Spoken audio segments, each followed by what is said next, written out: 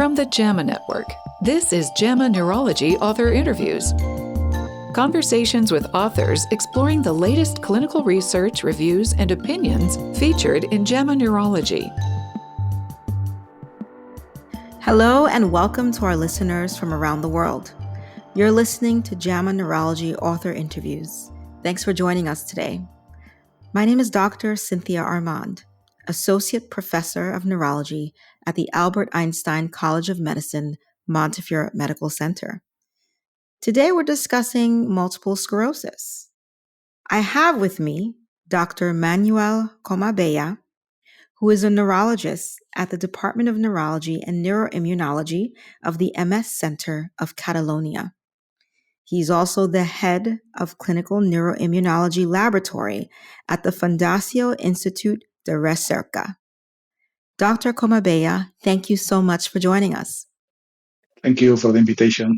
I'm excited to be discussing your work today entitled Prognostic Factors for Multiple Sclerosis Symptoms in Radiologically Isolated Syndrome. Can you tell our listeners what exactly is a definition of radiologically isolated syndrome, and what do we know currently about it prior to this study that you've undergone with your colleagues? Imagine having an MRI for unrelated reasons, and you are told that your brain shows signs of MS or multiple sclerosis, but you feel otherwise perfectly fine. So that's the RIS.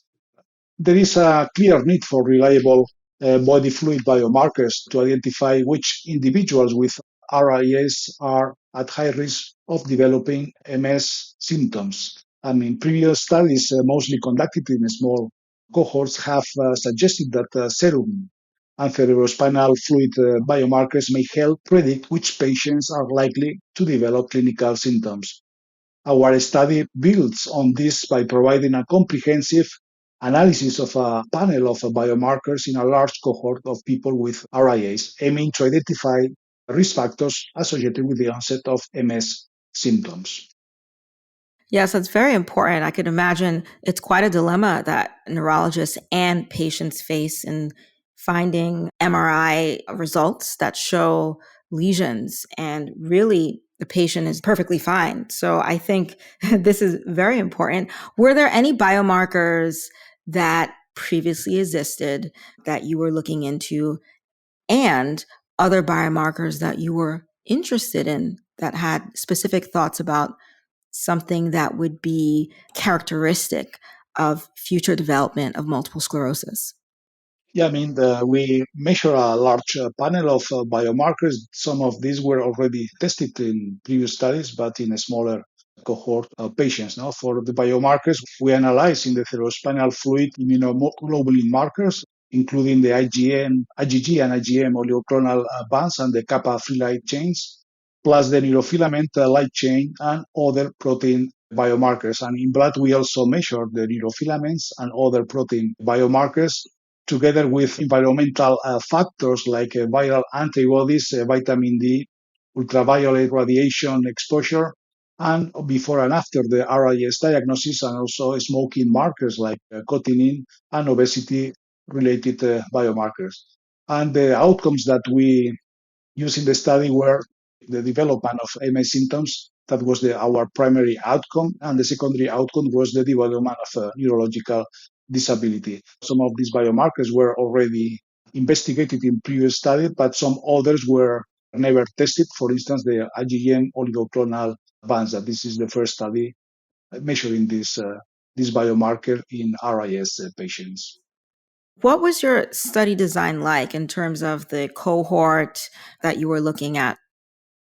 Yeah, all the participants had to meet three key criteria. First, an MRI showing dissemination in space. That means that MS-like lesions in specific brain areas and in the spinal cord. A second criteria was the cerebrospinal fluid and blood samples that were collected within 6 months of the RIS diagnosis. And third, at least 1 year of follow-up, not to allow time for potential MS symptoms to emerge. So these were the main inclusion criteria of the study. Did you also take a look at levels of disability that patients could potentially develop with radiologically isolated syndrome?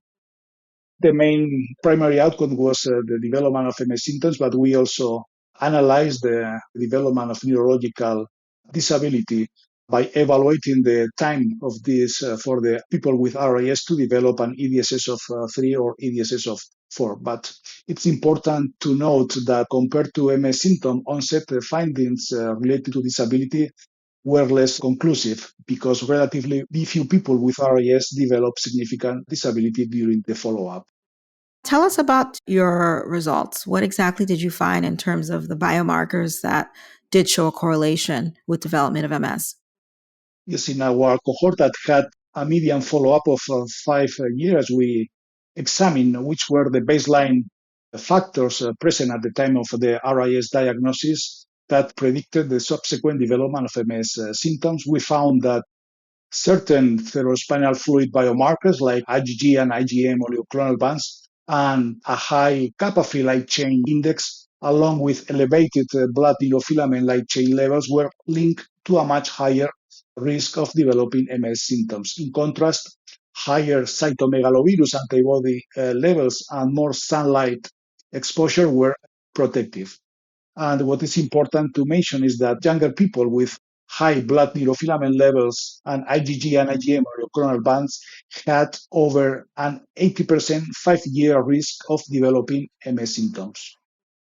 Very remarkable in terms of these results. Now, what do you take away from these developments, and how do you counsel patients based off of this? And what do you think neurologists should do moving forward when they have a patient with radiologically isolated syndrome, and kind of where to start?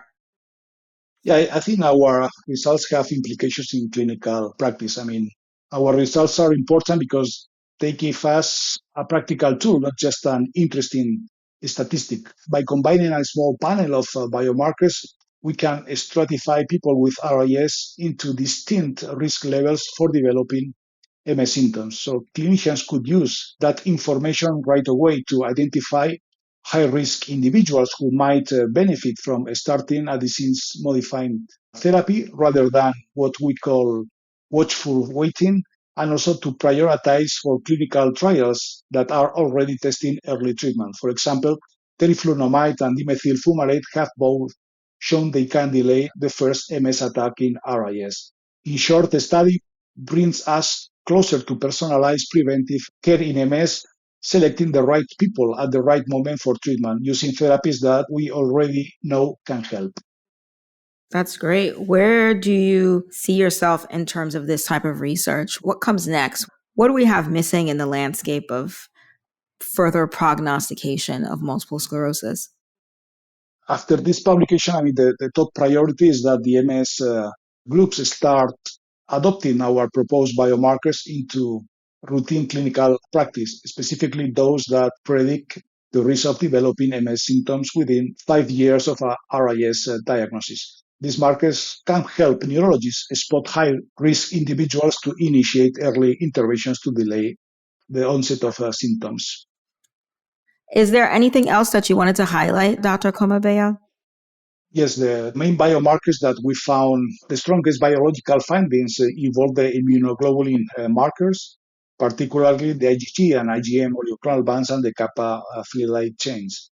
I mean, the IgG oleoclonal bands reflect the compartmentalized cell activation in the central nervous system, which is a hallmark of established MS, and the IgM monoclonal bands have been associated with a more aggressive disease course in MS patients. As for the kappa-free light chains, our study showed that they provided comparable information to the IgG oleoclonal bands, meaning that they could serve as an alternative to the IgG oleoclonal bands for estimating the risk of MS symptoms in individuals with RIS.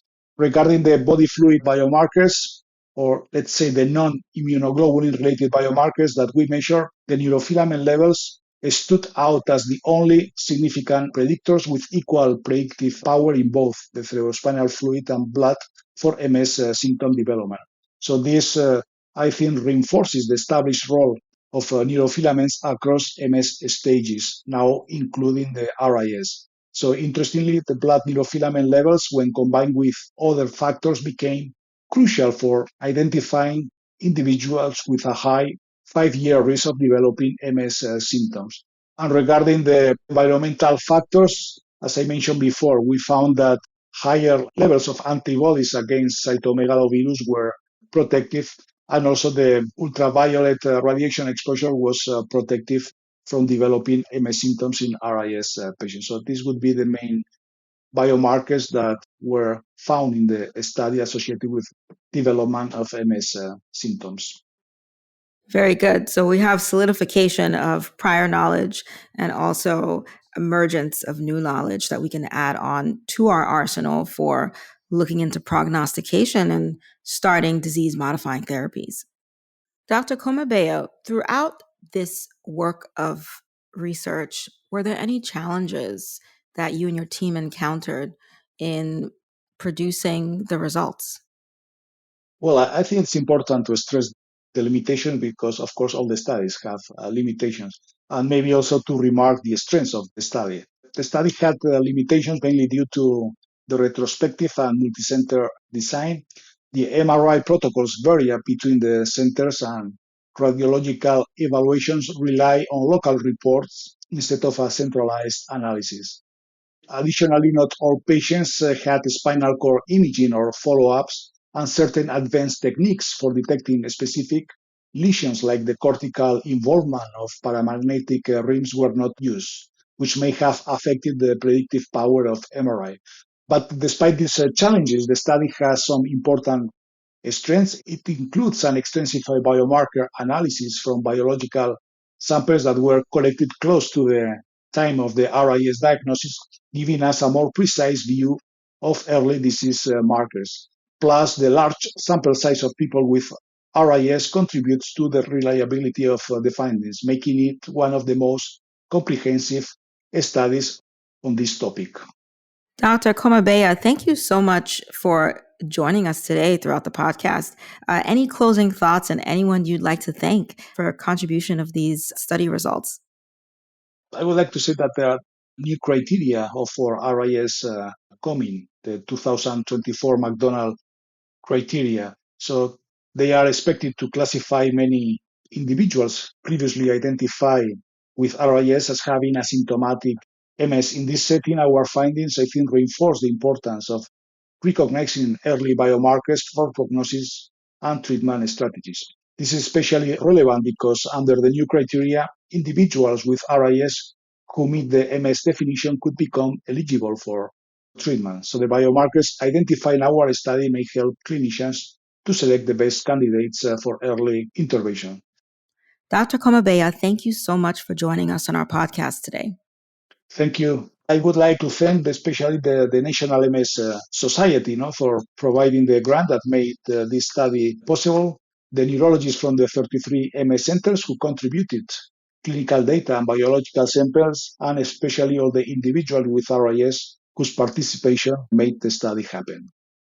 I am Dr. Cynthia Armand, and I've been speaking with Dr. Manuel Comabella about radiologically isolated syndrome in multiple sclerosis and potential prognostic factors.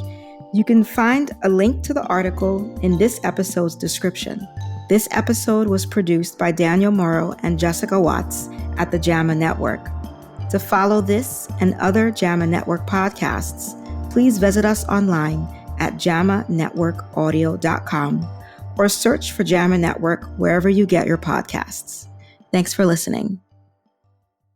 This content is protected by copyright by the American Medical Association with all rights reserved, including those for text and data mining, AI training, and similar technologies.